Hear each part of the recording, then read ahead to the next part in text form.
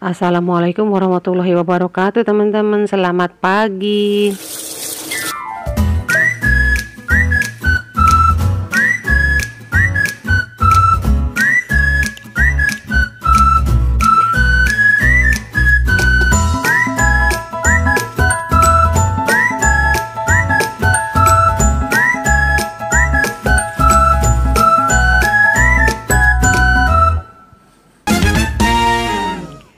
Hari ini Sabtu 22 Juni 2024, teman-teman. Kita akan panen-panen. Tuh, lihat sawinya sudah pada besar-besar.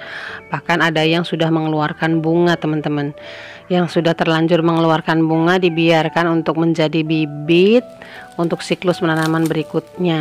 Nah, ini pokcoynya dulu nih, teman-teman. Saya tuh selama ini nanam pokcoy belum pernah sampai berbunga tuh.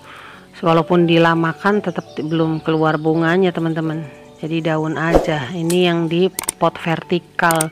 Karena saking ingin banyak menanam, lahannya sempit, jadi ditanamnya di pot vertikal. Satu lubang satu tanaman, teman-teman. Lumayan banyak nih.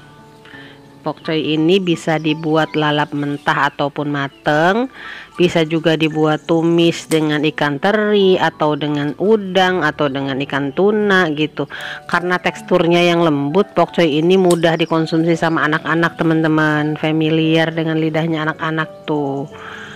Jadi bisa juga dibuat bikin indomie atau bakso campurannya gitu, teman-teman. Masakan-masakan berkuah. Ya, ini kita panen yang sudah besar-besar. Ini tumbuhnya tidak merata nih, teman-teman, pokcoy ini. Nanti kita sudah siapkan yang berikutnya. Ini juga bayam yang sudah beberapa kali dipanen. Cabangnya sudah tumbuh besar-besar, jadi kita sekalian panen, teman-teman, biar tidak keluar bunga. Karena tanaman-tanaman itu kalau sudah keluar bunga ya mati gitu. Ada beberapa bayam yang saya biarkan berbunga karena biar nanti untuk mandiri bibit untuk siklus penanaman berikutnya, teman-teman. Ini bayam, saya lebih suka bayam hijau karena kalau bayam merah kalau di sayur luntur, jadi warna kuah sayurnya merah, teman-teman. Nah, ini sawinya, sawi yang sudah mulai besar tapi belum berbunga, kita panen duluan. Nanti kita siapkan media tanamnya untuk fase penanaman berikutnya, teman-teman. Jadi nanti bersambung kebutuhan ininya, pemenuhan kebutuhan sayurannya, teman-teman. Nah, ini kan lumayan nih, teman-teman. Jadi kalau kita menanam sendiri, berkebun sendiri, males ke warung atau ke pasar, kita bisa langsung bisa langsung masak, teman-teman. Pasarnya ada di kebun, lebih sehat karena ini organik, lebih crunchy, lebih manis, teman-teman. Jadi katanya ada sawi pahit juga rasanya kok manis ya gitu, nggak ada ininya. Nanti kita juga rencananya mau buat cincau, teman-teman. Jadi kita akan petik daun cincau. Saya punya dua macam. Ini yang cincau perdu atau cincau kebo, teman-teman. Ini kan batangnya tuh ada keluar akar-akar tuh, teman-teman, di batangnya. Jadi ini kalau dipotong nih lebih dipotong, ditancepin tuh jadi, teman-teman, dengan setek cara pengembang biakannya. Nah, ini karena batangnya besar, ini tuh dikatakan cincau perdu karena lebih mudah untuk dibentuk dan dia tidak perlu dirambatkan, teman-teman. Jadi batangnya besar, jadi dia bisa berdiri tanpa harus merambat gitu. Saya sudah membuat beberapa hasil stek, teman-teman, yang akan ditanam di luar pagar. Ini di dalam pagar, ini juga ditanamnya dalam pot, teman-teman. Nah, mau ditanam juga di dalam pot tapi di luar pagar, biar nanti kalau ada yang membutuhkan bisa langsung ambil, teman-teman. Kenapa? Karena ada banyak orang yang masih suka buat cincau, masih suka sama cincau, terutama kalau bulan puasa, teman-teman. Kalau lagi terik-teriknya matahari, orang tuh seneng sama es cincau. Kalau kita juga punya ada keluarga yang datang dan sebagainya seperti itu, nyari apa ya, cemilannya tidak harus cemilan yang umum yang orang sering kali dapat ya kalau beli di toko-toko. Kalau cincau buatan sendiri kan tetap lebih enak, lebih higienis teman-teman, lebih bersih pemrosesannya karena kita sendiri yang memprosesnya gitu. Kemudian ini tanpa pestisida. Hamanya tuh yang menyukai cincau perdu ini kutu kebul teman-teman, kutu putih itu yang seneng bertengger. Jadi saya kalau sudah banyak kutu putihnya saya pangkas, jadi tumbuh barunya nggak ada gitu, nggak pernah disemprot-semprot dengan menggunakan pestisida teman-teman. Kalau kebetulan saya nyemprot pestisida alami yang rendaman kulit bawang itu, nyemprot sayuran ya saya ikutan semprot ininya gitu, tapi kalau enggak teman-teman, hanya dipotong aja. Nah ini satu jenis lagi yang saya punya adalah cincau jelly. Nah ini kan batangnya tuh lemes tuh teman-teman, lebih kecil batangnya dan benar-benar ini merambat. Kalau rambatan sama ya sifatnya, yang tanaman-tanaman rambat itu kalau merambatnya ke bawah daunnya makin kecil, kalau dia makin ke atas rambatannya makin daunnya keluar makin besar gitu. Sama dengan apa namanya yang sirih gading dan sebagainya, tanaman-tanaman rambat tuh seperti itu teman-teman. Ini tadinya disimpan di dekat delima, di atas pohon delima itu daunnya lebih lebar-lebar. Ini saya pisahkan supaya pohon delimanya bisa berbunga lagi teman-teman. Ini disimpan di sini dekat dengan seri Brazil, merambatnya ke seri Brazil.